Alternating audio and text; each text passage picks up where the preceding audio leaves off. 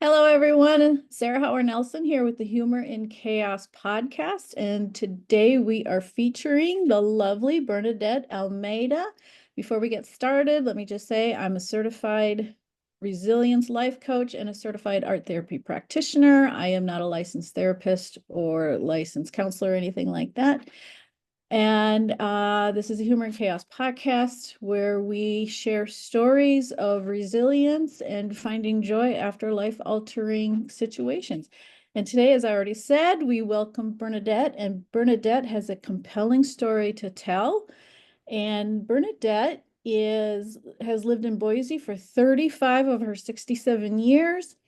She has an adult son. She is a content creator on social media. It goes by the name of the Happyness Maker, and she's also a pet sitter, which I know she loves doing. That gives her a lot of joy. Bernadette, welcome. Thank you. I'm happy to be here, Sarah. Are you currently watching a pet right now? No, I start on Sunday, and then next week I have two poodles and two cats. What's the most number of pets you've had at one time? Just out of curiosity. Five large dogs. It was quite a while ago, but I enjoy. I sort of specialize in large packs. Oh, wow. I don't know if I can handle that many.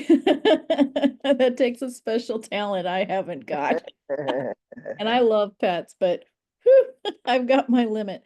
The most I've had is at one point with my kids in tow to help. We had three dogs and one cat, so that's four living with us. They were ours, and they drove me insane. So I don't know how you did that with five large dogs. Well, I leave. They come back to the house. So after a week, I'm like, well, all right, we'll see you next time. That's the way to go. Well, Bernadette, so tell us about yourself. Where do you want to start your story? Well, let's start when I was 25 years old. I was on welfare, trying to get off. I had a couple years of college. I had owned a secondhand clothing store. And, I wasn't in the red, I was always in the black, but with, food stamps, medical, energy assistance, housing assistance. It was really hard to get off. So finally, my mother said, hey, you want to work a hard job? Move here to Colorado Springs. There's work here. So I did. I sold my store and, I wanted to get off of public assistance. Mhm. So I ended up in a basement with no windows with my little 6-year-old son. He was in Oh. kindergarten. And I was really depressed, really low in confidence, really nervous about starting a first job. I had learning disabilities, and there were a lot of things I couldn't do. So I was so excited. I got my very first job at Ford Motor Company, Ford Electronics. They made computer boards for their cars. Right. And so they put me on an assembly line on my first morning, and they give me these little square computer electronic components and these little teeny screws with a screwdriver smaller than my pinky. And I'm supposed to screw the screws in. No, can't do it. Mm. Shaking. They kept falling on the ground, and I'm like, and the job had benefits after the probation. Really, really wanted it to work out. I'm like, why did they give me such a difficult task? So after a couple of hours, the supervisor taps me on the shoulder and asks me to come back to the office. No, he looked at me with pity. I'm so sorry. It's just not working out. We have to let you go. So I'm driving home and I am hysterically crying. "Ah, I can't even hold down a job. I can't support my son. I am not even fit to be a mother. I Mm. shouldn't be alive." Really upset.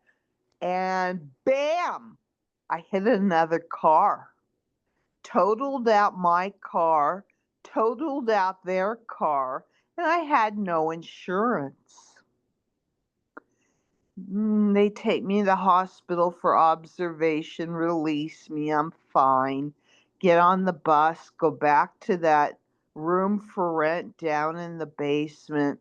Really dark, really dingy. I just had a couple mattresses for me and my son. And I decided I was going to call my mother. "Mom, will you take Jeremy, pick him up from kindergarten, and take him home with you for the weekend?" Didn't tell her I lost my job. Didn't tell her I totaled out my car. Mm. And I decided I was going to take my life. There was nothing to live for. I had failed miserably. Granted, I'm only 25 and got my whole life ahead of me, but at Yeah. that point I didn't see any of that. I had seen my life up until that point. It wasn't very successful. So it's getting late in the evening, it's getting dark, but I had no windows, so I didn't know. And I start drinking. I start drinking hard liquor, rum, trying to get the courage up to overdose on the pills. And I turn on the news. I'm not much of a TV watcher, but I turned on the news, and there, um, the evening cameras had all gone to Ethiopia. From Europe, the cameras, the TV reporters all went to Ethiopia, Canada, Australia. There was a great famine taking place. This is 1983. Right. People were starving to death. Yep. And they would be walking down the roads. Their bones would be like that big, their rib cage, just skeleton bodies, so weak they couldn't bat the flies off their face. They'd be Yeah. carrying their children on their shoulders because they were too weak to walk, and dead bodies lined the roads. And this is the same time that Michael Jackson, Lionel Richie, and Quincy Jones came up with this song, "We Are the World, Yep. I We remember that. Are the Children." And they raised money. There's a whole bunch of people that sang that song, a lot of famous artists. They Yep. raised money for this famine to Yeah. load up boats, to load up ships full of food and medical supplies, and we shipped it over to Ethiopia. Hmm. Well, the government regime was Marxist, Yep. and the rebels in the north of Ethiopia would run into the villages and eat all the food. And so this was a good opportunity for the Marxist regime to starve out the rebels. And thereby, they left the food on the docks to rot and killed 500,000 of their own people. I remember this. I do. And I'm in Colorado Springs, and I'm like, wow, this is really heavy. And so they're told, these Ethiopian people are told, if they can walk the 100-mile trek from their villages to the relief center, there would be food and medicine waiting for them. So they're on these roads, and the TV cameras are rolling, and dead bodies all. It was just grotesque. It And was. get to the relief center. Hmm. There is nothing. apps, no food, no medicine, just thousands and thousands of starving bodies. They filled the valley full of starving bodies. And I'm really getting pretty intoxicated by this point, drinking my rum. And I'll never forget the news reporter, what he said. He panned the valley of skeletal bodies. He said that here in Ethiopia, the desert temperatures drop during the night, and half these people will be dead by morning. They have no blankets. I put down my drink. What? They have no blankets and they're gonna be dead. And it hit me like a light bulb. A bright light came in that windowless room. Mhm. And I counted the blankets on my bed. I had 1, 2 blankets on my bed. 1, 2 blankets on my son's bed. And I owned a throw blanket. I owned 5 blankets.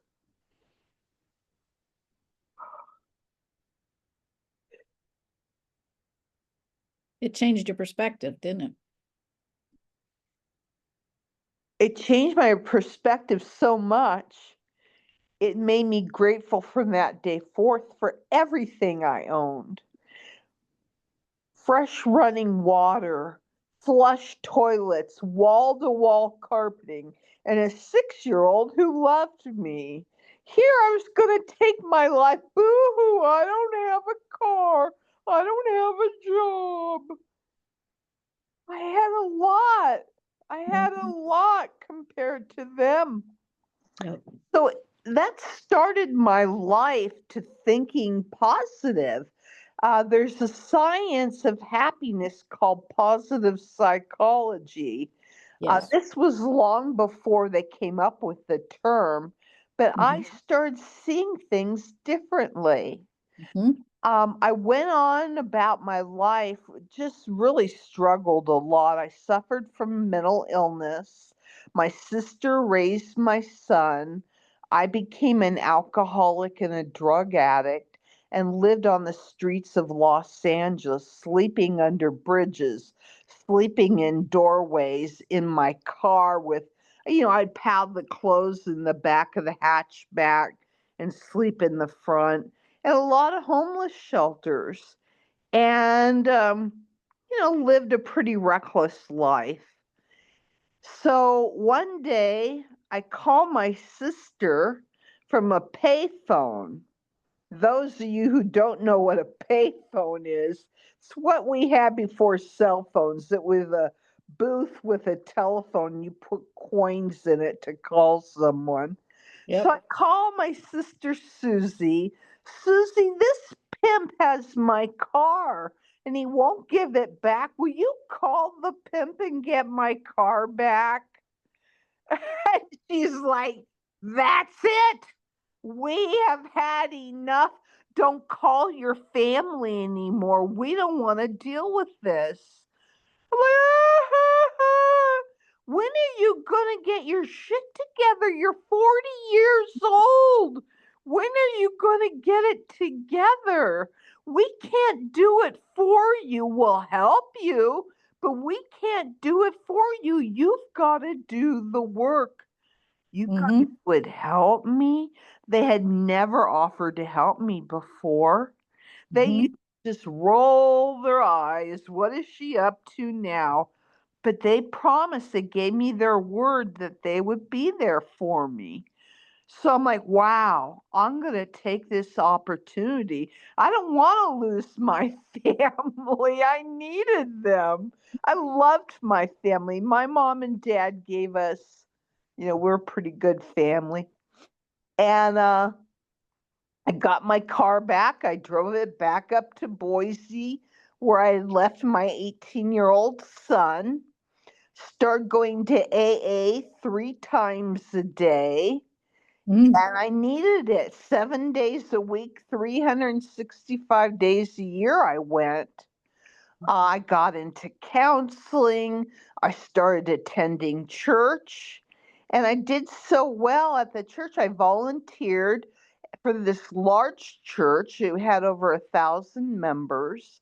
And I started working there. They hired me. I was on staff at the church, doing really well. I had turned my life around. So I worked at the church for about a decade. I uh, started pet sitting 12 years ago, left the church job to pet sit, and I got involved into positive psychology. There Mm. was a course through UC Berkeley called The Science of Happiness. I've heard of Uh, it. it's online, and I think it's a 12-week course. Um, you can take it, to get your certificate, or just take it on your own. And I really learned a lot. I learned more. I already was really positive and positive thinking and grateful for life, and Mm. was kind and nurturing to people and making friends. So I had a pretty successful life. This added to it, was like a layer of icing on the cake. Mhm. And I'm happy all the time now. I still have rough days. There's days Sure. I lean on my sister, my family, or my close friends, and That's they right. just remind me who I am. I got a traffic ticket yesterday. I was first traffic ticket in 20 years. I was speeding, and the motorcycle cop wasn't yesterday. I believe it was Monday because it was sunny out. And he wrote me a ticket for $90. And he was really polite, right? He was a really good guy. So I told him it was a beautiful day out. I'm glad he's on his motorcycle. He could enjoy the nice weather. He, well, thanks.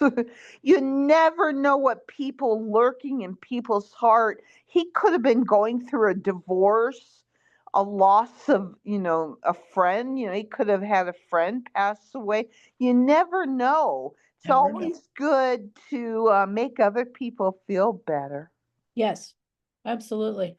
I gotta say too, I really like what you said just a little while ago, where when you were pointing out how many times you were going to AA meetings, and you said that you did the work, because this isn't just making a decision, or it is, and it also isn't just gathering knowledge. It's actually, you have to put forth effort if you want to change your attitude about things. And yeah, the positive psychology, I have, oh, where is it, right here, the happiness advantage, Sean Achor. Sean Anchor. Anchor, I don't even know how to. I don't know how to say his last name. Achor, I think it I've is, or read Achor. all his books, including that one. I recently just edited my book. I'm completed my book and edited it. It's ready to go to a literary agent and find a publishing house. So Nice. if you know anyone in the positive psychology industry, I just finished it. It's a great book on my life. It's called Count Your Blankets, How I Found Joy and You Can Too.